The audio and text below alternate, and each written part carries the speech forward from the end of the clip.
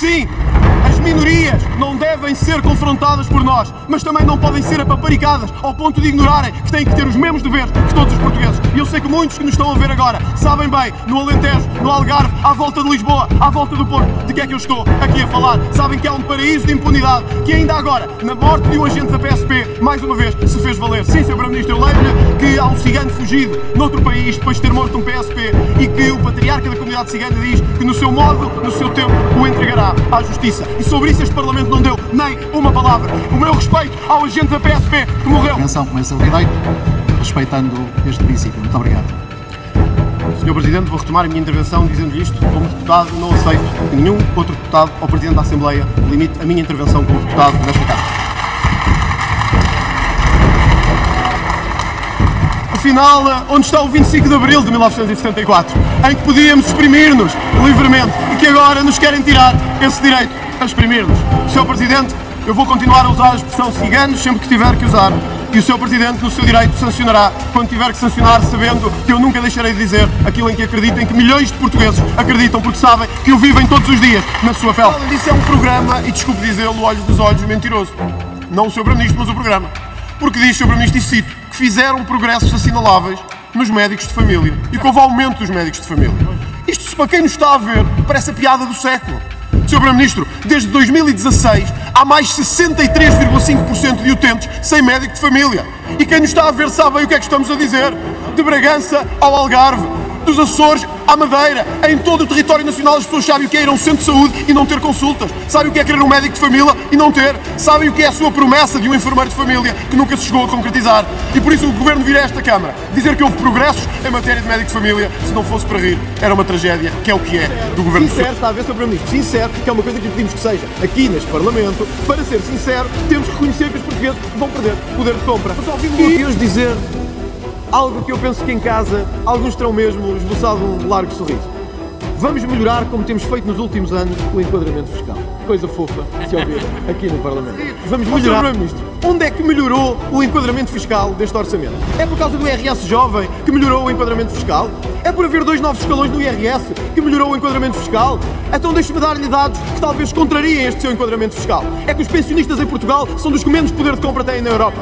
Leve lá o seu enquadramento fiscal. Os funcionários públicos em Portugal perderam 12% de poder de compra nos últimos 6 anos. Aí tem o seu enquadramento fiscal. Os impostos em Portugal atingiram o ano passado recorde em carga fiscal. E vem aqui ao Parlamento dizer que melhorámos o enquadramento fiscal. E dilo sem se rir, com uma máscara colocada à frente do rosto, como Sr. Primeiro-Ministro. Portugal tem hoje, ao momento em que estamos aqui a falar, não é uma das maiores dívidas da Europa, não é uma das maiores dívidas da OCDE, Sr. Primeiro-Ministro. Portugal tem a 12ª maior dívida pública do mundo e isso devia envergonhar qualquer governo e qualquer bancada que apoia ao governo. A 10ª. Por isso leva a sério este aviso, Sr. Primeiro-Ministro. É que todos sabemos o que aconteceu depois. Portugal esbalhou-se e teve que pedir ajuda externa num memorando assinado pelo Partido Socialista. Portugal esbalhou-se, teve que baixar salários e cortar pensões quando tinha a 12ª maior dívida pública do mundo. E por isso, Sr. Primeiro-Ministro, leva esta comparação muito a sério, porque a última vez que a tivemos foi precisamente com um antecessor seu do Partido Socialista. Eu penso que já é tempo do Sr. Primeiro-Ministro se deixar da conversa do orçamento para o PS, da conversa das conquistas civilizacionais, do que o PS fez nos anos 70 e 80, que todos gostamos muito de ouvir, e que a culpa é do PSD, do Passos, do Cavaco, de quem quiser. Assuma a sua responsabilidade. O senhor é Primeiro-Ministro de Portugal, não é historiador, é Primeiro-Ministro de Portugal. A mortalidade subiu 30% em junho, não Covid. Portanto, Sr. Primeiro-Ministro, a ideia de que isto é tudo culpa do Covid, que é culpa do Passos Coelho, que é culpa do Cavaco Silva, que é culpa da guerra ou do Putin, não lhe fica muito bem. E por isso eu queria lhe perguntar isto diretamente. Se assistiu à sua Ministra da Saúde, se viu aqui, eu sei que no estrangeiro não gosta muito de falar de política nacional, mas pergunto-lhe se viu, chamada a dar respostas a este Parlamento, não disse absolutamente nada. E por isso eu vou-lhe perguntar se pode manter confiança nesta senhora Ministra da Saúde. Sr. Deputado André Ventura, eu não vi o debate de urgência. Um Primeiro-Ministro que não se importa com a morte de um bebê nas Caldas da Rainha, que não se importa com a morte de pessoas e que por isso não vê os debates de urgência, que não quer saber do que diz a sua Ministra da Saúde do Parlamento, não é certamente o Primeiro-Ministro que Portugal precisa e não é certamente o Primeiro-Ministro que os portugueses neste momento gostariam de ter presente. E por isso não viu e não quer saber do que diz a sua Ministra da Saúde. Aqui no Parlamento, um desastre da sua gestão. Olha aqui, os cursos superiores em Portugal rendem menos que o ensino secundário em 12 países, Sr. Primeiro-Ministro. Sr. Primeiro-Ministro, não é a mim, nem ao PSD, nem ao Chega, nem ao ANC Liberal, nem ao PCP, nem ao Bloco de Esquerda, tem que responder, é aos portugueses, é um desastre de gestão. E se não quer responder, assuma ao menos como é que chegámos aqui, se em 27 anos de governos pós-2000, 20 anos foram do partido. Tudo muito bonito, Sr. Primeiro-Ministro, só que não, Sr. Primeiro-Ministro, está aqui. O salário dos licenciados caiu 11% durante o seu governo. E por isso, escuta-nos vir aqui dar conversa, porque a verdade é esta e portanto a pergunta é muito simples. Assume ou não a responsabilidade por este maior desastre de queda de sempre proporcional do salário dos licenciados em Portugal? Mas vou dizer na liberdade que o Parlamento me atribui, que a Constituição me garante e que a lei me assegura. Em muitos dos episódios de violência em Portugal, em muito do terror que tem sido provocado às nossas populações em tantos distritos deste país, à hora a que nos ouvem, os portugueses sabem que um dos grandes problemas que temos é com a comunidade cigana em Portugal. É isso que os portugueses nos pedem. Baixe os impostos, temos a maior carga fiscal de sempre. Uma democracia que não se defende vigorosamente não tem o direito de sobreviver. E um povo que não se insurge não tem o direito de vencer. E nós queremos... Não é preciso 2 minutos sequer para dizer que eu lamento muito, muito mesmo, que o Presidente, representante da Câmara dos Deputados, de todos os deputados, antes de receber uma reclamação, esteja a dizer que ela é um expediente dilatório. Lamento mesmo muito que um Presidente que é eleito e escolhido pela bancada do Partido Socialista, antes de receber uma reclamação, diga que ela é um expediente dilatório quando ainda não recebeu a reclamação. Isto, nem o pior dos tribunais soviéticos fazia isto. Nem o Presidente, desculpe lá. Desculpe lá.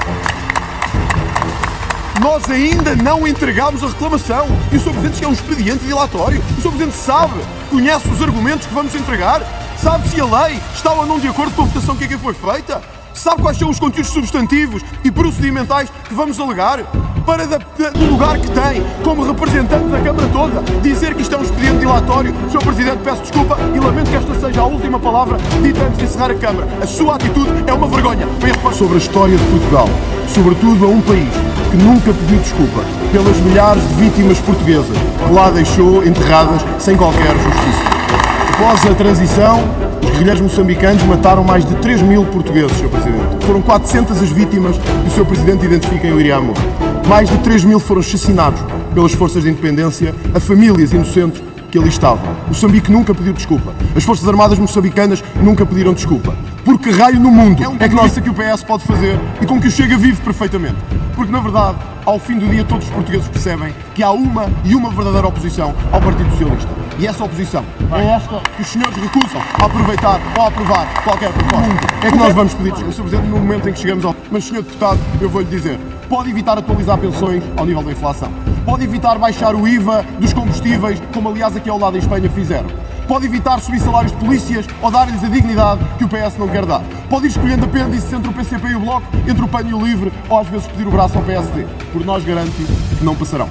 Não passarão enquanto continuarem a destruir este país. Não passarão enquanto continuarem a dar às classes profissionais e à classe média o pior tratamento fiscal que a Europa dá. Não passarão enquanto nos continuarem a humilhar a nível fiscal e a nível profissional para a Europa toda. Sr. Presidente, dia para terminar a discussão da especialidade do Orçamento do Estado. Porque é o símbolo de uma classe a quem vocês prometeram tudo e tudo tirar. É o símbolo maior da impunidade em que vive este país. É o símbolo maior do estrangulamento da autoridade e do estrangulamento da justiça pela vossa parte e a mão terrível do dom compressor da maioria absoluta. Hoje não serão só eles que estão ali fora. Vou terminar, Sr. Presidente. Não serão só eles que estão ali fora. Estaremos todos, um país inteiro, não só a pedir justiça, como a pedir ordem e a pedir que deem dignidade aos portugueses. Podem ter todos os apêndices dentro desta casa. Por nós, vos garanto que não passarão.